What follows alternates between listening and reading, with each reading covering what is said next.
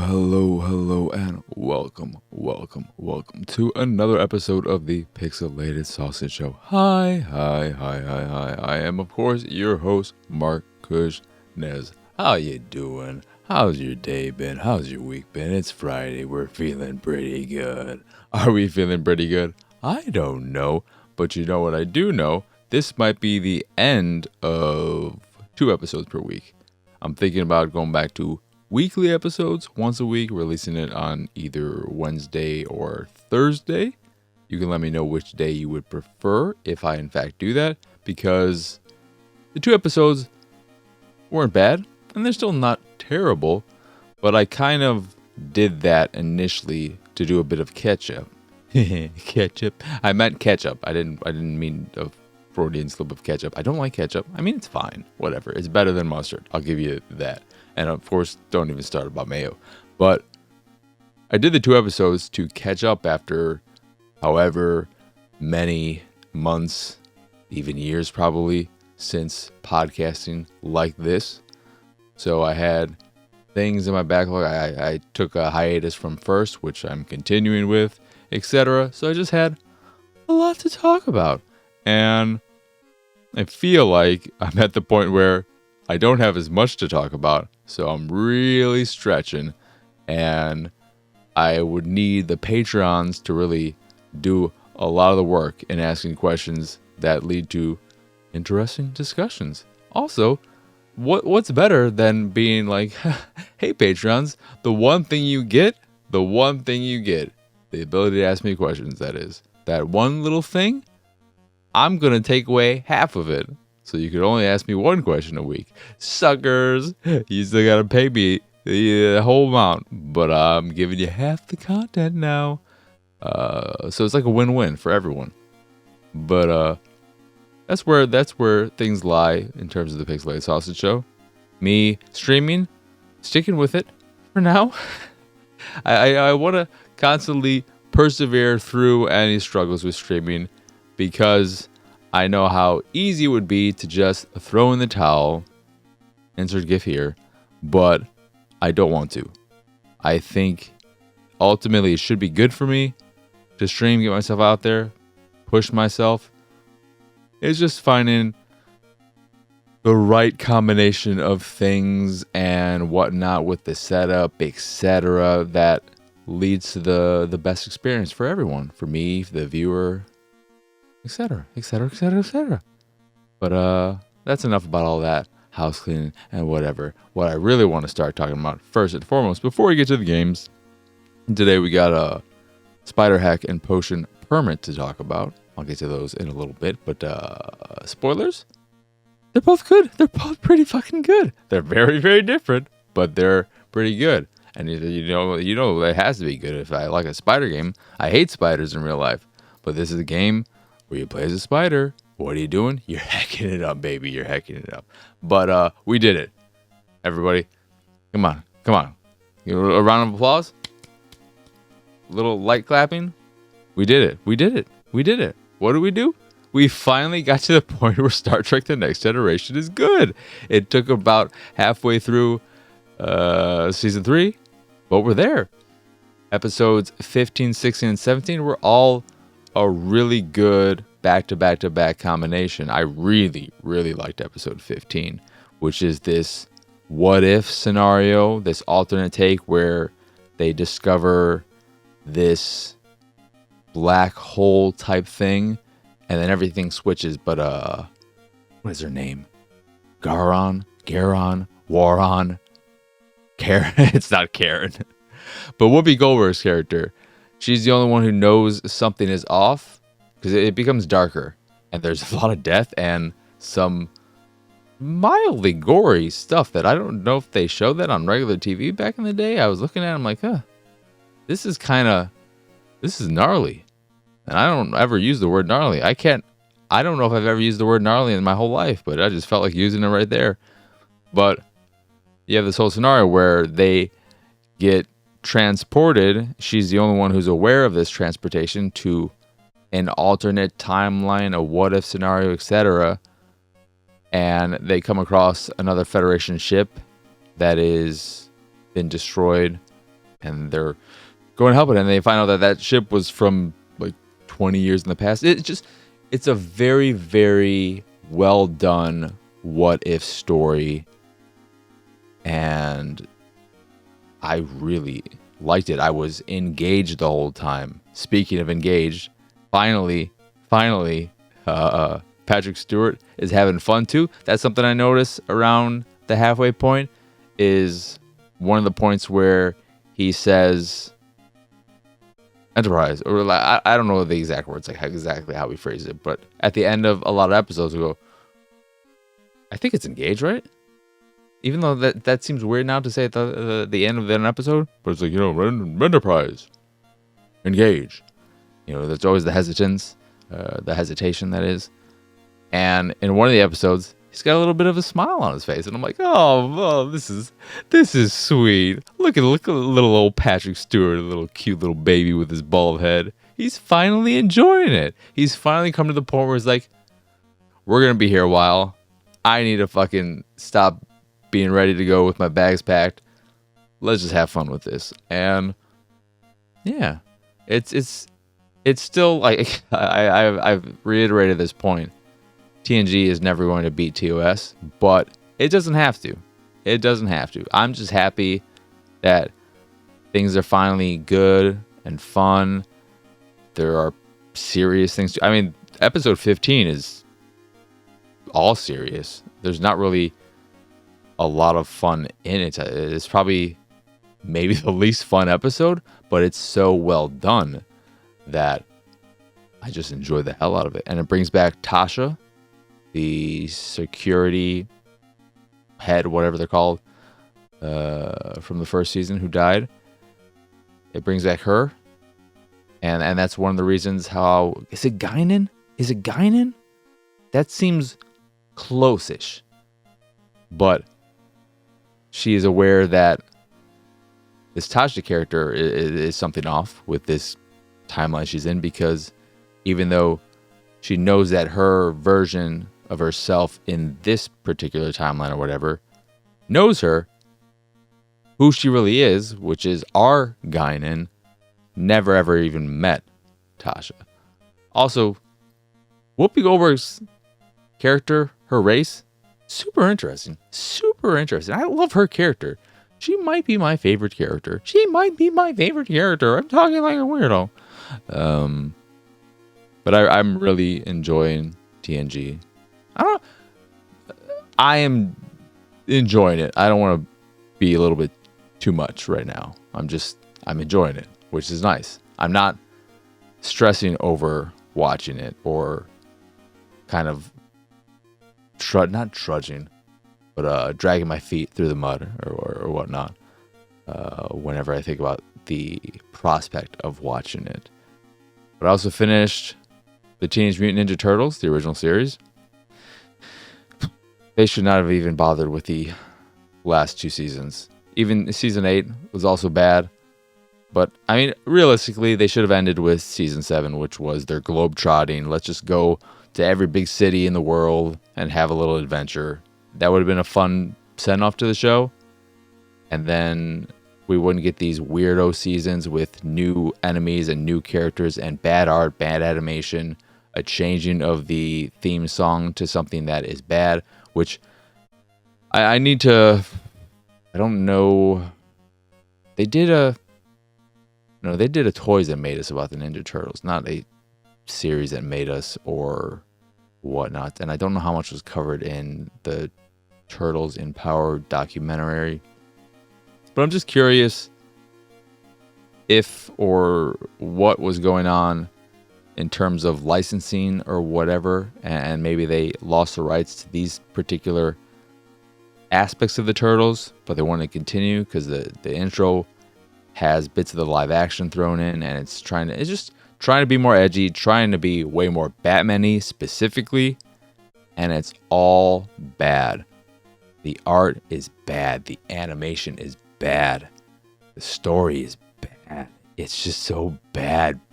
And it feels like, I mean, in the way that the last two seasons have 8 or so episodes per season, they're just, It's just grasping at straws, trying to milk this franchise as much as they could before seemingly people got tired of it. Kids got tired of it at that point, until it would return with the 2003 series.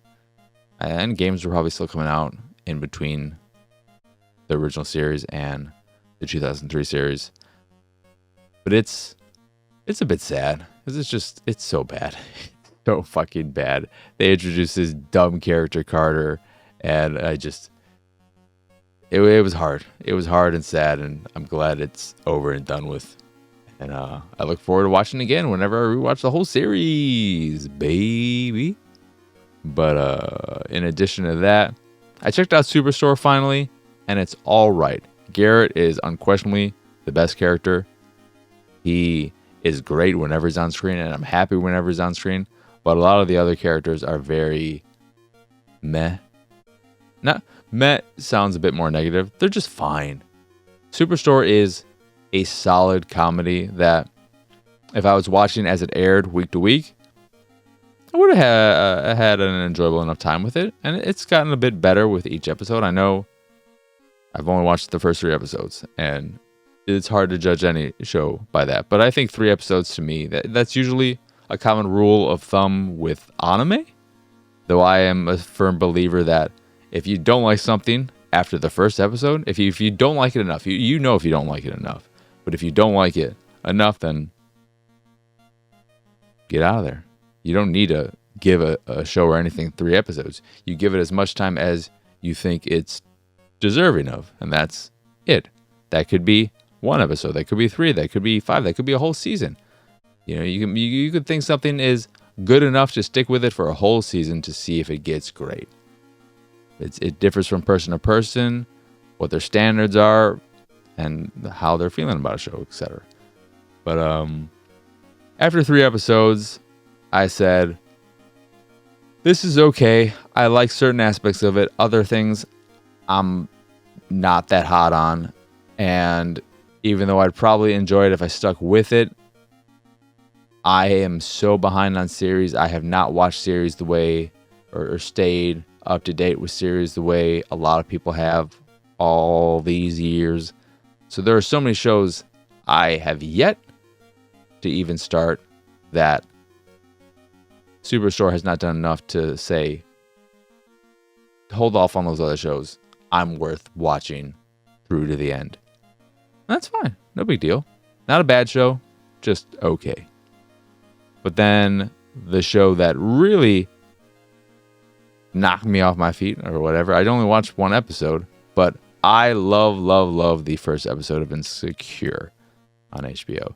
It feels kind of like Curb Your Enthusiasm meets Atlanta, but with more of a positive undertone to it all about bettering yourself, and it's very, very relatable. I thought it was handled so well. It had me, because it has some of those cringy moments where you're feeling a little uncomfortable, but it doesn't go so hard on those that you get exhausted watching it. It comes across as more, it's not playing that up for jokes. Like, that's a part of it, but that's not all it is. It's more than just that, which is where I think it's not better than Curb Your Enthusiasm. It's just different. It's its own thing. It's got little ingredients from these other series, but it comes together to create its own thing. And I can't speak too much of it because I've only watched the 1 episode, but the first episode was very, very good. And it's an example, or it's just the way in which Superstore kind of had me feeling, whatever, I could watch this and be okay with it. Insecure, I watched 1 episode, just like, basing something off 1 episode, like I was saying, or you could use 3 episodes, you could do a season, etc. But if I use the 1 episode standard, Superstore, whatever, pretty standard stuff. Insecure, man, oh man, I fucking loved it. It was so good. So that'll be the show I'll watch here and there. I'm not gonna binge it or anything. I'm just gonna watch an episode here, an episode there, and enjoy my time with it. It's also thinking about that and Atlanta and other shows. It's just frustrating, especially something like Insecure. HBO puts a lot of stuff on Blu-ray. Insecure hasn't gotten a single season released on Blu-ray. I don't even know if it's available on DVD. And of course, I don't know if I'm still going to like it as I continue watching it and liking it so much that I want to own it. But it's just to know, like, part of it too is a preservation sense and wanting to have those hard copies for that. But what are you going to do? Nothing. And me and Enchi were also talking about this. He brought it up. But I do feel this way. It is a little annoying that Watchmen, for instance, has a Blu-ray release, but no UHD release. And you'd think that it's a popular enough property, well-known enough, it's a comic book-based property. You'd think that that would get a UHD release in the same way that Game of Thrones and Westworld have gotten one. But more so than that, I can maybe understand it not getting a UHD release if those are the only two examples from HBO, because those are both like... Game of Thrones is huge. Huge, okay? 100% makes sense. Put that on whatever format is out there. Westworld, I think, is pretty popular, but it also has a pretty solid cast of people that people know. And Watchmen is kind of... We all know the wonderful Regina Hall, but I can't even remember who else is in it, thinking about it now, outside of the guy who was in Candyman, the remake. But I'm pretty sure Chernobyl got a UHD release, and I struggle to believe Chernobyl did better and is more popular and is something people would want to own more than Watchmen, the series.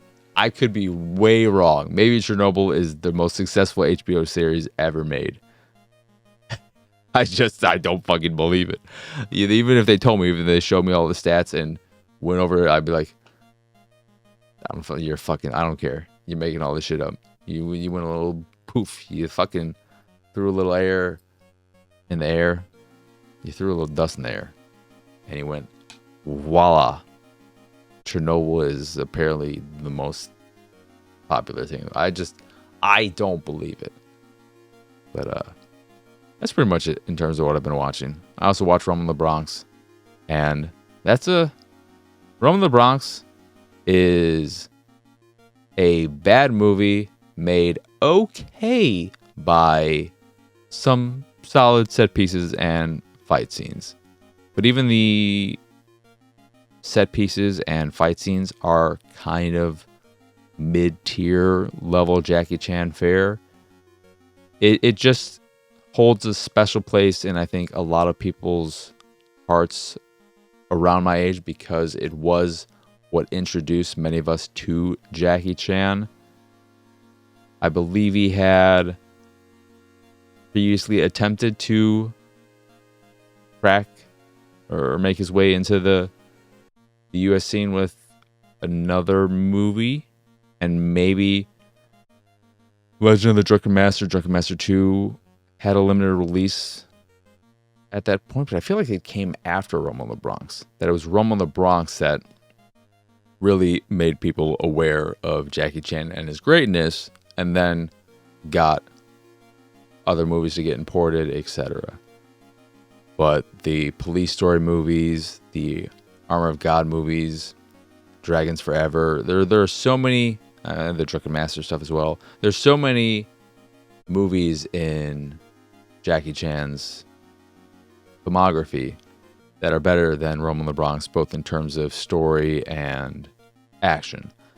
And Rumble in the Bronx really just is that thing that we all think about, because it's, for a lot of us, the first thing we saw with him. And you take that away, it's just the mid-tier Jackie Chan movie. And it's a mid-tier Jackie Chan movie. It's not It's not at the very high, just missing that upper tier, top tier level. It's mid. But yeah, let's get on to what I've been playing. Starting with SpiderHeck, which is a single screen. There's no scrolling. It'll zoom out very far away when it needs to. But it's a single screen action game, 2D, where you and up to, I believe, 3 other players. I think it maxes out at 4. But you play as spiders in these little arenas, trying to heck the hell out of each other. And by heck the hell out of each other, I mean you're trying to kill each other. There are additional modes. So in addition to the basic versus mode, you have a wave-based mode where you're fighting off AI enemies. There is this challenge section. I forget what it was called. It's like the tier room or something. I forget exactly what it's called, but it's basically a bunch of challenges that you can play. Can you play those with other people, or is that single player only? And then there's online play, but I'm thinking of what modes that are there. I think it's just the wave base, the versus, and the challenge section. And the way it works is that you play as a spider. You can jump around and swing on your web, crawl around objects, and then there will be weapons that spawn in the environment, from lightsabers and lightsabers of many kind. They have the regular old lightsaber, from a hilt. They have the dual-sided one, the Darth Maul type lightsaber, the spear type of. I wouldn't call them spears. What are those things that are called that are the poles, but then they have like the blade on top? Those things, more so than a spear. But that type of lightsaber, I mean, you could also call it a spear. I could have just stuck with spear and we'd be all good. But then you have bombs that you can throw around that cause giant explosions and destroy parts of the environment. Rocket launchers, shotguns, laser blasters, etc. And that's the basic gist of it. When you're playing the wave mode, enemies will come in various forms. They could be holding lances. A lot of them are flying. They could be more armored creatures. And it's a lot of fun. It can get really, really hectic when you're playing a versus match with a full roster of people. It can be hard, especially since you can't customize your spider, their color, give them a little hat and whatnot. But when you are playing the versus mode, they don't have the best way. They don't really do much in terms of making you aware, especially if you're playing online or whatever. It doesn't do the best job of making sure you know who you are at all times. So it can be a bit overwhelming and confusing at times when a lot of shit is happening on screen at one time, and it's just like explosions going all over the place, lightsabers flying everywhere, and you're like, wait, where am I again? Especially when it zooms out and you can barely see these spiders. That can be a little frustrating. But the game feels really, really good. Moving around the environment as the spider is very satisfying. And the controls are very tight, super responsive. Swinging around your lightsaber feels really good. So you move with the left analog stick, and then the right analog stick aims your weapon. So if you have a gun or a projectile type weapon, it'll aim the thing. Or if you have a melee-based weapon, you'll be swinging it around without actually attacking. And just swinging around feels really good. Like whenever I get a lightsaber, I just like to fucking rotate around. I'm like, oh, I'm doing little tricks for it. I'm like, I'm a fucking spider magician. I don't know what the hell I'm going to say there, but it feels really, really good. And then you use the right trigger to initiate your attack. You use the right bumper to pick up an item, a weapon, and then the right trigger to use it. And in the case of stuff like bombs, you'd pick it up with the bumper, trigger it with the right trigger, and then you'd use the right bumper to drop or throw the thing. So with bombs, you have to do that, because if you don't, you're gonna activate the bomb and then you're gonna blow yourself up. And in some cases, the bomb can be really, really big, and you better fucking get the hell out of there right away. I blew myself up once because I didn't realize how big. I knew the bomb was about as big as I am, and I knew it was going to cause a big explosion. I still underestimated it and destroyed a lot of me. It feels kind of like, and then your web swinging, jumping is all tied to the left trigger, the left bumper, or A. So whichever one feels more comfortable to you.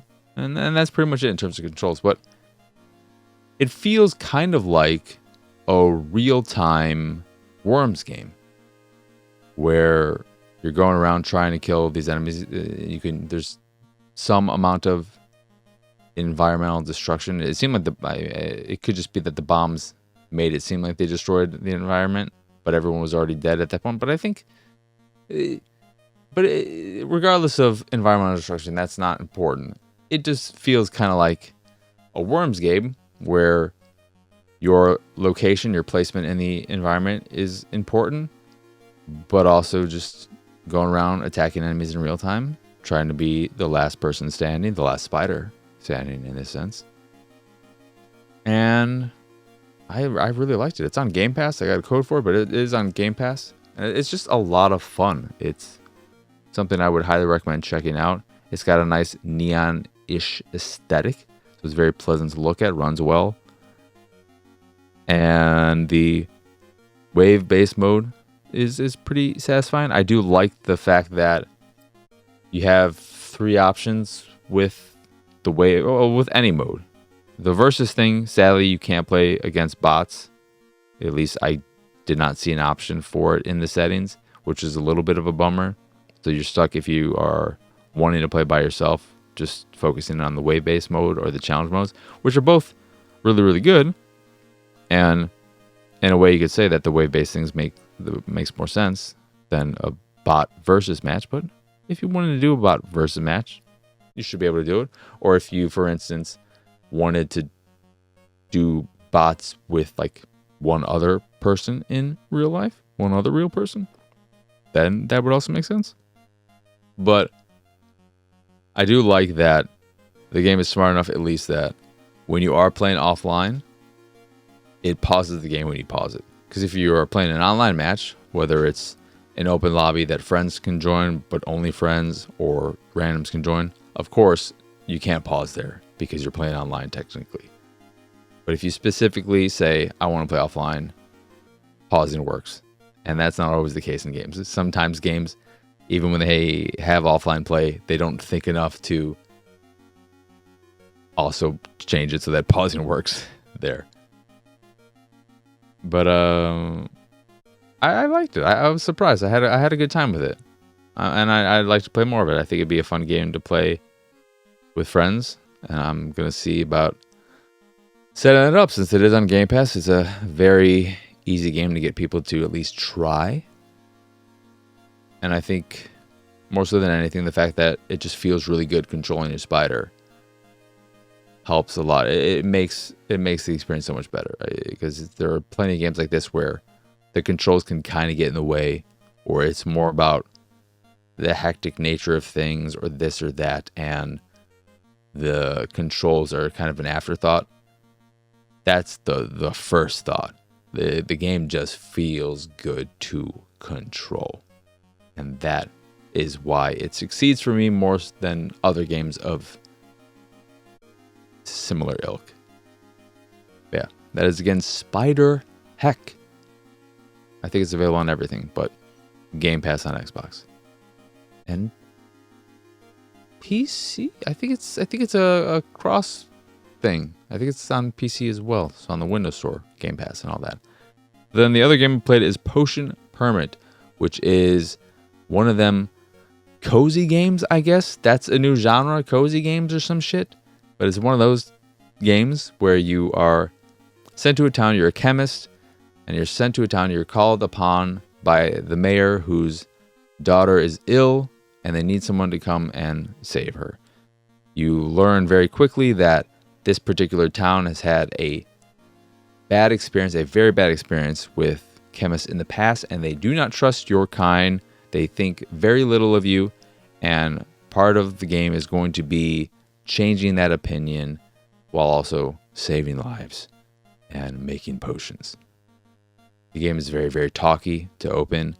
It definitely puts a lot of stock in its story and dumps a good chunk of it on you at the very get-go. It takes 15, 20, maybe more minutes before you even have control over your character, which is not my favorite thing. I don't really like games that dump a lot of story on you initially, because I want to know if I even enjoy the game before I start getting invested in the story. Because if I hate your game, I don't care how good your story is. I'll just go watch a great movie instead, where I don't have to, in addition to engaging with your great story, play a piece of shit game. But A Push and Permanent is not a piece of shit game. It's very reminiscent of, because it's not a cozy game in the sense that you'll be doing farming. You'll be doing a lot of resource gathering, enemy attacking, which also provides you with resources for your potions. You know, a little monster attacking little slimes, some animals, creatures of mythical nature, walking mushrooms, what have you, while also harvesting flowers, cutting down trees, smashing ore, etc. And then you go back to your home, which is also your office. You craft potions. You'll get patients who come in telling you that they have like a sore neck or their knee hurts or whatever. You do a bit of a not investigation, diagnosis. So when that happens, when you get a patient or a person coming in telling you that they have some kind of ailment, they don't feel well in a particular part of their body, you get a little screen with the human anatomy, a little magnifying glass. You go to that part of the body, and then you'll initiate a mini game where you press inputs like up, down, left, right on the D-pad at the right time to successfully diagnose their illness and figure out what particular potion they would need in order to heal them, to cure them, etc. And it's all very Moonlighter. It's just, instead of in Moonlighter where you would go dungeon crawling to collect resources and items and goods to sell in your store so that you can upgrade it and whatnot, you are during the day when not dealing with patients, etc. You were going out into the woods, the fields, to collect resources in the form of plants and fish. There's fishing as well, and wildlife, attacking the creatures to get resources from them. And then you go back after you've done all that and you craft your potions.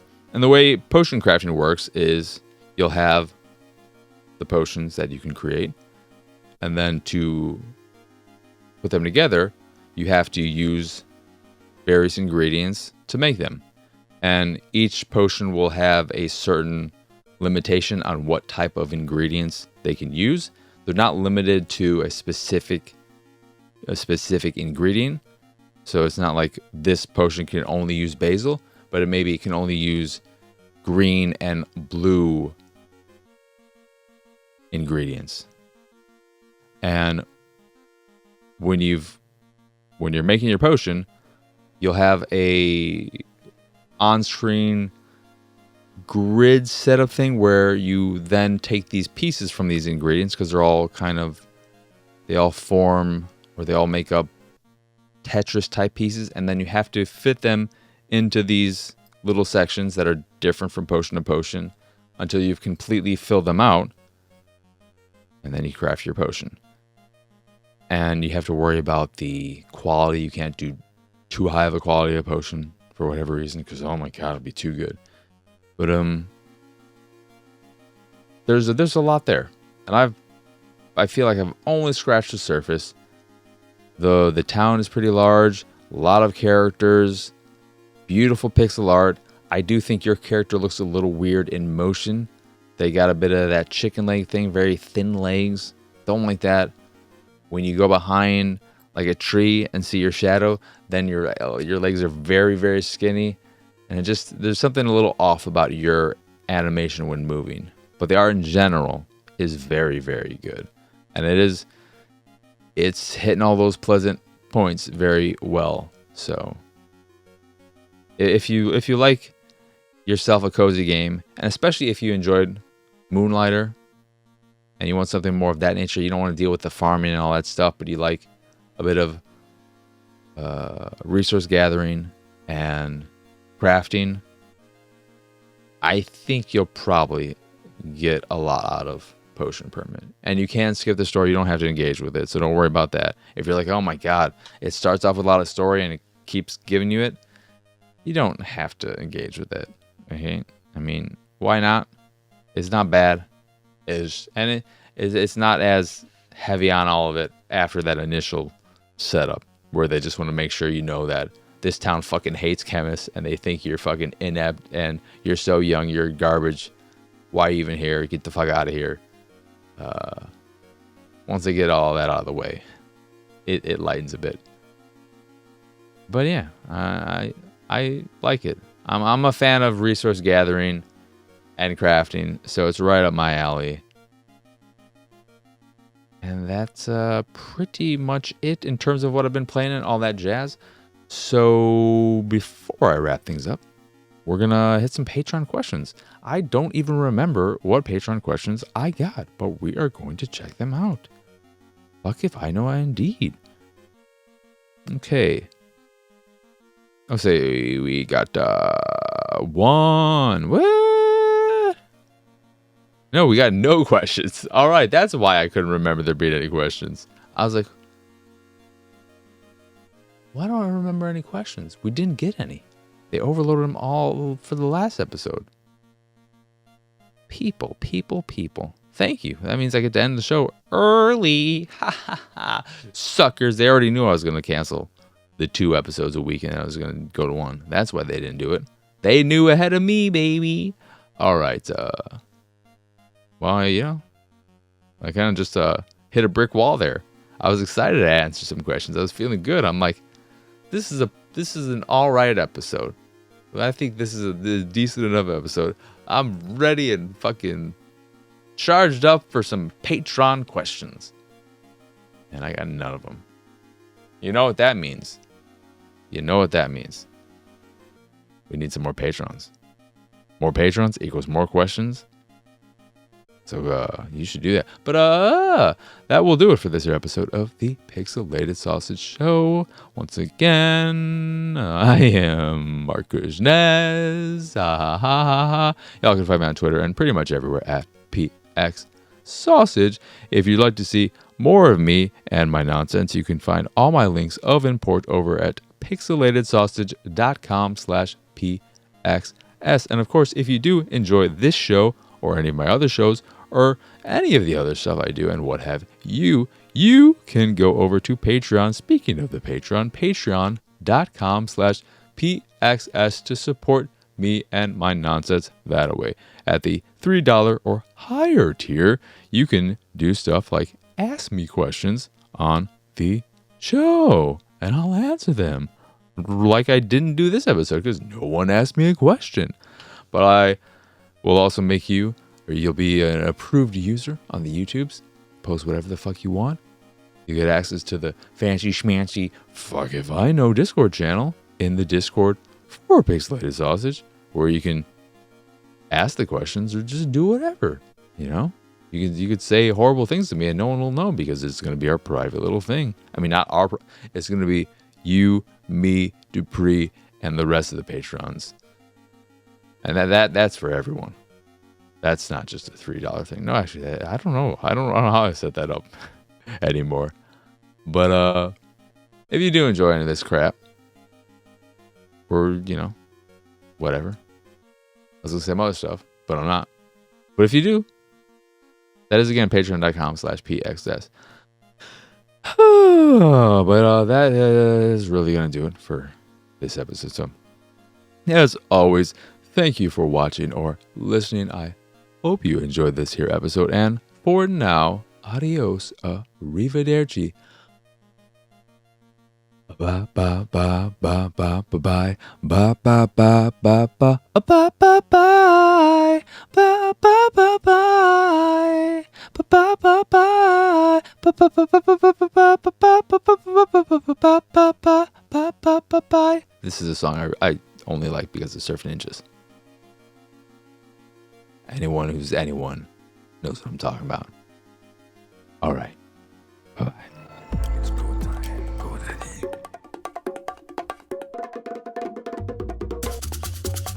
It's go time.